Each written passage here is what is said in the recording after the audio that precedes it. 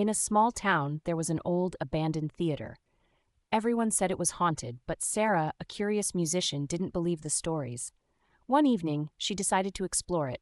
As she entered the dusty theater, she noticed a grand piano on the stage, covered in cobwebs. Intrigued, she sat down and started to play.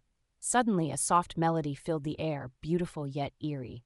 It seemed to come from nowhere, wrapping around her like a cold breeze. Captivated, Sarah played along, trying to match the haunting tune. The more she played, the more the atmosphere changed. Shadows flickered in the corners of the theater, and she felt an unseen presence watching her. She tried to ignore it, thinking it was just her imagination.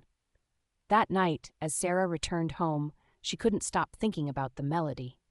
It echoed in her mind, pulling her back to the theater again and again.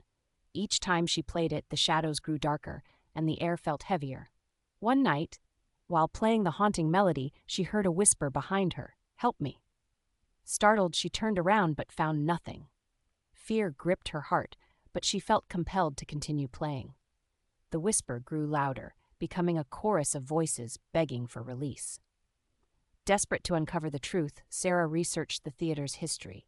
She learned that years ago, a famous singer had vanished during a performance, her last song forever unfinished.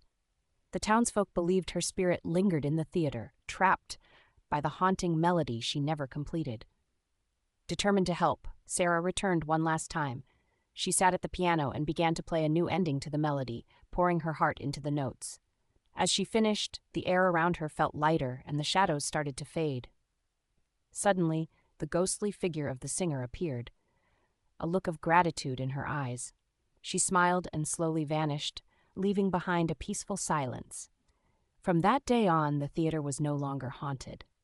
The melody that once trapped a spirit became a beautiful song of release, and Sarah, inspired the experience, wrote her own music to honor the singer's memory.